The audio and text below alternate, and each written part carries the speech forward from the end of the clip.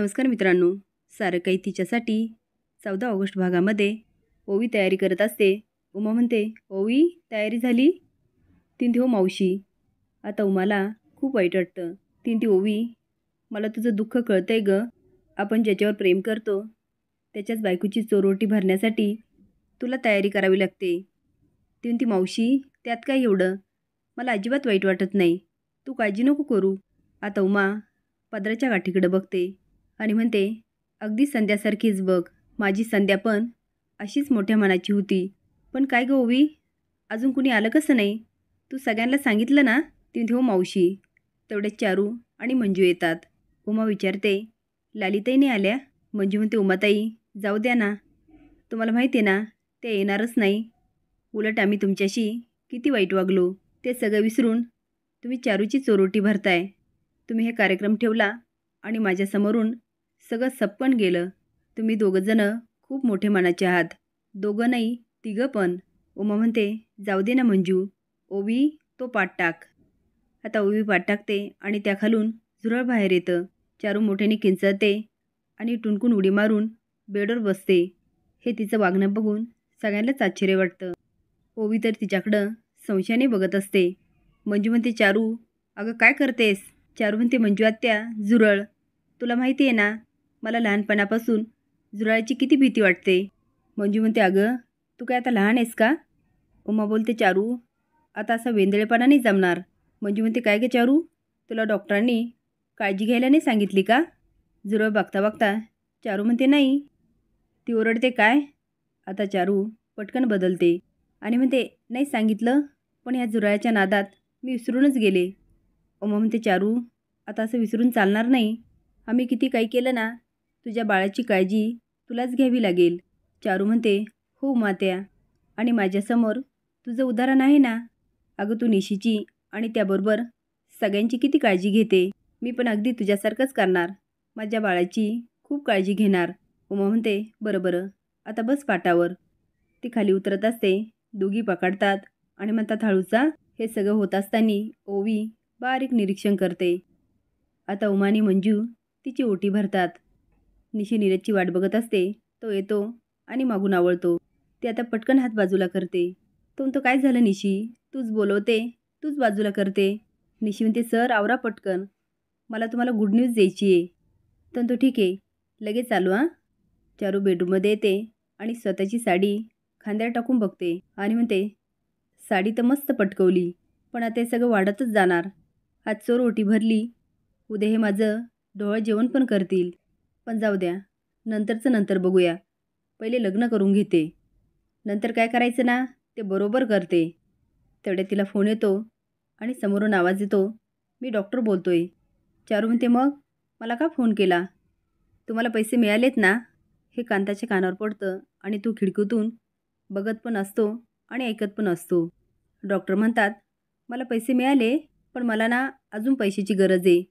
50,000 रुपये पाहिजे. चारू म्हणते, हां मग मी काय करणार? मी का देऊ तुम्हाला पैसे? तो म्हणतो, अहो मी तुम्हाला खोटे रिपोर्ट दिले.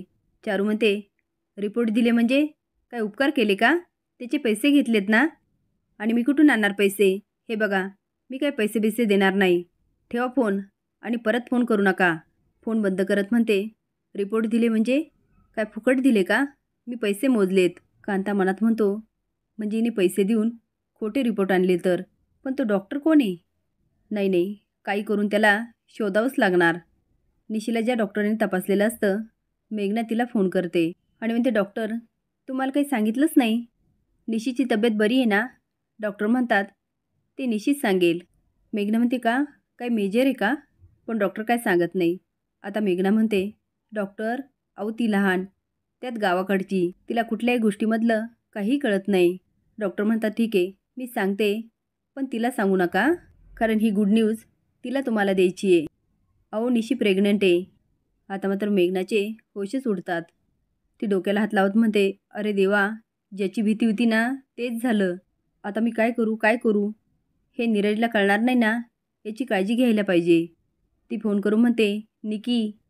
कांता ओवीला भेटतो आणि म्हणतो, ओवी अगं ती चारू कुठल्या तरी डॉक्टरशी बोलत होती.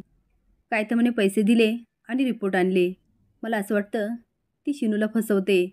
ओवी म्हणते, काका मला वाटलंच होतं, ती श्रीनिवासला फसवण्यासाठी हे सगळं करत असणार. तुम्हाला माहिती आहे का, तिची चोरोटी भरायची होती ना, तिने एका झुरळाला बघितलं आणि उडी मारून वर जाऊन बसली. आता बघा ना, कुठली प्रेग्नंट मुलगी हे असं करते. तिचं वागणं, तिचं बोलणं, तिचं चालणं ह्यावरून अजिबात वाटत नव्हतं की ती प्रेग्नंट आहे. अहो, कुठल्या मुलींना ह्या बेसिक गोष्टी माहिती असतात की प्रेग्नंट असताना काय काय करायचं. तेव्हाच मी ओळखलं ही चारू प्रेग्नंट नाही आहे. कांता म्हणतो, ओवी त्या डॉक्टरांना कुठे शोधायचं, कोण डॉक्टर आहे तो. ओवी म्हणते, काका ते शोधणं काही एवढं अवघड नाही. आपल्याला हे तर कळालं ना, चारूने खोटे रिपोर्ट मॅनेज केले. तुम्ही काळजी नका करू, सगळं ठीक होणार. कांता तिच्या डोक्यावर हात ठेवून म्हणतो, अगदी निशीसारखी बोलली. जेव्हा निशी होती ना, त्या शिनूच्या पाठीशी ती अशीच उभी राहायची. आज तू शिनूच्या पाठीशी उभी राहिली, पण त्याबरोबर माझ्या पण.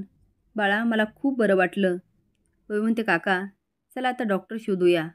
कांता म्हणतो, अगं त्या डॉक्टरांना चारूने पैसे दिले, तो आपल्याशी खरं बोलेल का. ओवी म्हणते, सगळं खरं बोलणार. चारू पैसे द्यायला नकार देते म्हणून डॉक्टरला खूप राग येतो. तो आता दात खाऊन मोबाईल फेकणार, तेवढेच स्वतःला आवरतो. नीरज आणि निशी गाडीकडे चाललेले असतात. तो निशी सांग ना, काय गुड न्यूज आहे. निशी म्हणते, सर असं काय करता, तुम्हाला जास्त आनंद नाही घ्यायचा का. चला पटकन, तिथे गेल्यावर सांगते. आता ते गाडीत बसणार, तेवढ्यात निकीमध्ये येते आणि म्हणते, नीरज. तो निकी तू इथे. ती म्हणते, अरे निशीकडे गुड न्यूज आहे ना, मी तुला सांगणार. नीरज म्हणतो, सांग ना सांग ना. निकी म्हणते, तुझे आता प्रेझेंटेशन दिलं होतं ना, त्याची डील फायनल झाली. आता नीरजला खूप आनंद होतो. तो खरंच ही माझी पहिली डील होती आणि मी क्रॅक केली. त्याला एवढा आनंद होतो, तो निकीला मिठी मारतो. निशीला थोडंसं कसं तरी वाटतं, पण त्यांची संस्कृती अशीच म्हणून ती स्माईल करते. निकी म्हणते, नीरज तुम्हाला दोघांना हरकत नसेल तर मी येऊ तुमच्याबरोबर, म्हणजे आपण कशी मस्त पार्टी करूया. नीरज एवढा आनंदित असतो, तर तो निकी, अगं काय हरकत असणार, तू निशीची फ्रेंडच आहे आणि त्यात तू एवढी मोठी गुड न्यूज दिली. चला चला. आता निकी पटकन पुढे बसते. निशी थोडी गोंधळते आणि मागे बसून घेते. तेवढ्यात पुनीत येतो आणि निशी शेजारी बसतो आणि म्हणतो, काय ब्रो, मला विसरला होता ना. नीरज म्हणतो, मी जरी विसरलो तर तू विसरू देणार आहेस का. चल आता. आता निकी एवढी बोलत असते, कधी कॉलेजचा विषय काढते तर कधी बिझनेसचा. निशीला काही बोलायचा ती चान्सच देत नाही.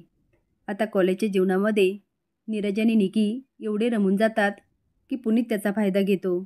मागे सरकून पटकन निशीच्या पोटाला हात लावतो. आता निशी मोठ्याने किंचाळते आणि नीरज एकदम ब्रेक दाबतो.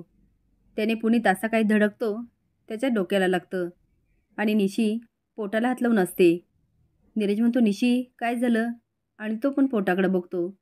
असेच नवीन अपडेट जाण्यासाठी लाईक आणि सबस्क्राईब करा. धन्यवाद.